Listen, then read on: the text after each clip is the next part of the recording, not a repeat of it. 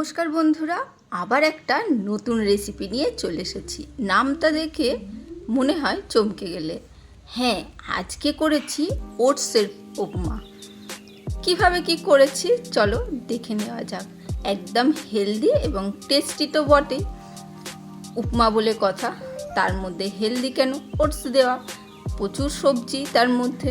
চলো কিভাবে এই ঝরঝরে উপমা, ওটসের উপমা করবে সেটা দেখে নেওয়া যাক। প্রথমে আমি একটা কড়াই একটু গরম হয়েছে, সেই অবস্থায় কিছুটা ওটস দিয়ে দিচ্ছি।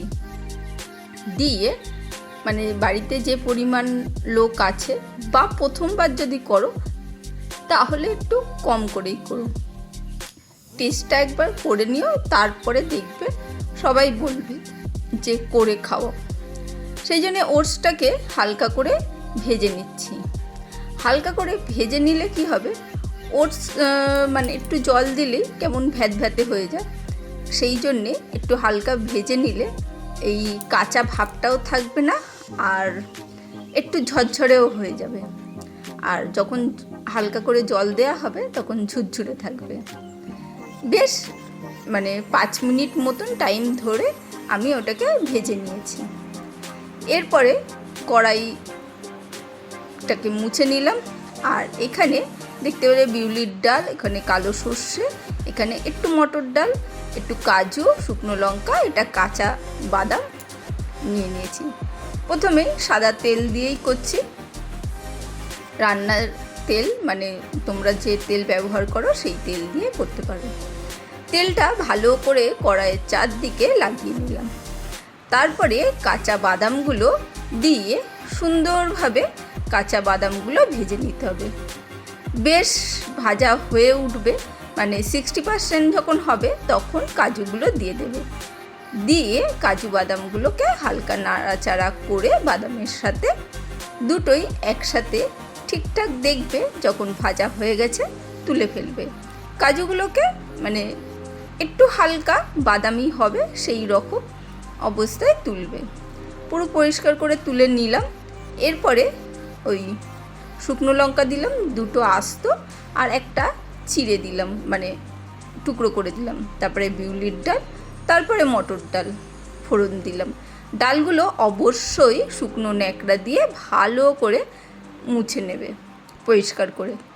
ভালো করে ফোড়নটা যখন দেখবে বেশ ভালো হয়েছে, মানে একটা সুন্দর গন্ধ বেরাচ্ছে, তখন সর্ষেটাও ফোড়ন দেবো। আর এখানে সবজিগুলো কেটে রেখেছি, গাজর, ক্যাপসিকাম, পেঁয়াজ, তারপরে কারি পাতাটা দিয়ে দিলাম। দিয়ে আমি পেঁয়াজগুলো দিয়ে দিলাম, দিয়ে সুন্দর করে ভেজে নেব। পেঁয়াজগুলো একটু বড় সাইজের কেটেছি, একদম কুচি নয়। এরপরে গাজরের গাজরগুলো একদম খুব মানে ছোট ছোট করে টুকরো করে চৌকো চৌকো করে কেটেছি। যতটা পারবে একটু ছোট কাটার চেষ্টা করবে, কারণ খুব বেশি ভাজা হবে না এবং ভাজাও হবে। আর আন্দাজ অনুসারে যে যেরকম ঝাল খাও সেরকম লঙ্কাটাও দেবে, কাঁচা লঙ্কাটা দেওয়ারই চেষ্টা করবে। গোলমরিচ গুঁড়ো দিতেই পারো, কাঁচা লঙ্কাটাও দিতে পারো, কাঁচা লঙ্কাটা দিলে টেস্টটা ভালো আসবে। ব্যাস সুন্দর করে নাড়াচাড়া করে নিলাম, ভেজে নিলাম। বেশ ভাজা হচ্ছে যখন দেখবে গাজরটা বেশ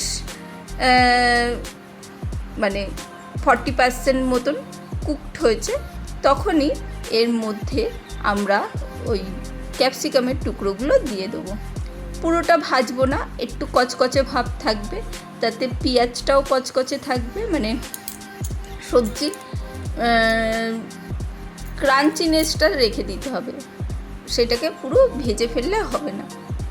এখানে ক্যাপসিকামের টুকরোগুলো দিয়ে দিলাম, দিয়ে আর মিডিয়াম ফ্লেমে ভাজবে, সেটাকেও ভেজে নিচ্ছি। আর যারা নতুন বন্ধু দেখছো নিশ্চয়ই ভালো লাগছে, সেই জন্য এত পর্যন্ত রয়েছো, তারা অবশ্যই চ্যানেলটাকে সাবস্ক্রাইব করে দিও, আর পারলে বন্ধুবান্ধবের সাথে শেয়ার করো। এখানে একটু লবণ দিয়ে দিয়েছি, লবণটা তো দিতেই হবে, না হলে তো টেস্ট আসবে না। সেই জন্যে লবণটা দিয়ে সুন্দরভাবে নাড়াচাড়া করে হালকা একটু হলুদ গুঁড়োও দিয়ে দিলাম, যাতে একটু কালারফুল হয়ে যায়। না হলে রঙটা সুন্দর আসবে না। সেই জন্যে দেওয়ার পর এখানে আমচুর পাউডার আর একটু চাট মশলা দিয়ে দিচ্ছি 1 চামচ মতন, দিয়ে ভালো করে নাড়াচাড়া করে নিচ্ছি। তোমরা লেবুর রসও ইউজ করতে পারো, আর চাট মশলা একটু আমচুর পাউডার দিলে টেস্টটা আরও সুন্দর আসবে। এরপরে ওটসগুলো দিয়ে দিলাম, দিয়ে সুন্দরভাবে সবজিগুলোর সাথে নাড়াচাড়া করে নিচ্ছি। দেখতেই পেলে ক্যাপসিকামগুলো দিয়ে খুব বেশি কিন্তু আমি ভাজিনি, মানে সবজিগুলো বেশি একদম ভাজা হয়ে যাবে না, 70% মতন ভাজা হলেই হবে। তার মধ্যে লবণের সাথে তারপরে ওটসের সাথে যখন নাড়াচাড়া হবে আরও 80% হয়ে যাবে, আর 20% ক্রাঞ্চিনেস থাকবে। আর তারপরে নাড়াচাড়া করার পর এইভাবে হাতে করে ওপর থেকে জল ছিটিয়ে দিতে হবে চারদিকে। হ্যাঁ, হাতে করে জল নিয়ে চারদিকে ছিটিয়ে দিতে হবে, কোনো কাপের সাহায্যে এমনি ঢেলে দেবে না, তাহলে ওটসগুলো এক জায়গায় জড়ো হয়ে যাবে বা ডেলা পেকে যাবে। সেই জন্যে হাতের সাহায্যে দুবার দেখলে জলটা দিলাম, ওই 1 কাপ মতন জল নেবে, নিয়ে হাতের সাহায্যে নাড়াচাড়া করে এইভাবে দিয়ে দিতে হবে সুন্দরভাবে, দিয়ে নাড়াচাড়া করে নেবে। আবার সুন্দরভাবে নাড়াচাড়া করে আবার হাতে করে কিছুটা জল ছিটিয়ে দিলাম এবং আরও কিছুক্ষণ ভেজে নিলাম। এইভাবেই কিন্তু জলটাকে দিতে হবে, তাতেই ওটসগুলো খুব সুন্দরভাবে মানে ভেজাও হয়ে যাবে এবং ঝুরঝুরেও থাকবে আর ডেলাও পেকে যাবে না।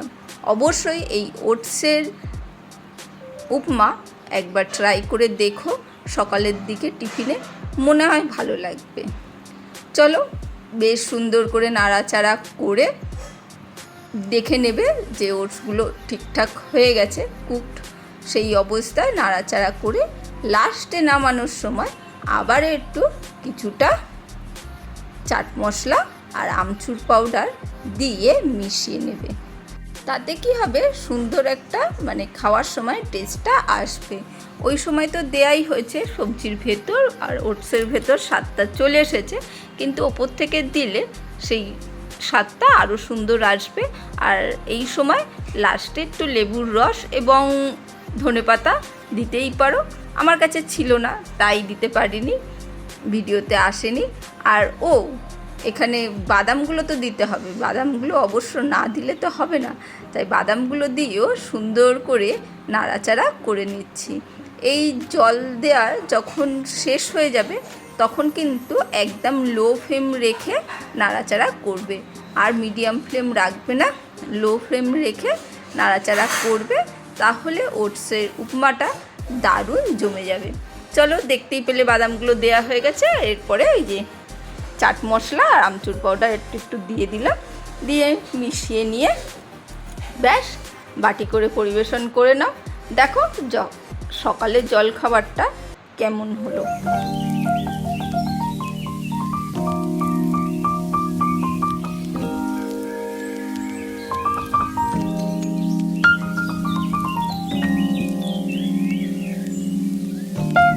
চলো, আজকের জন্য টাটা, বাই বাই।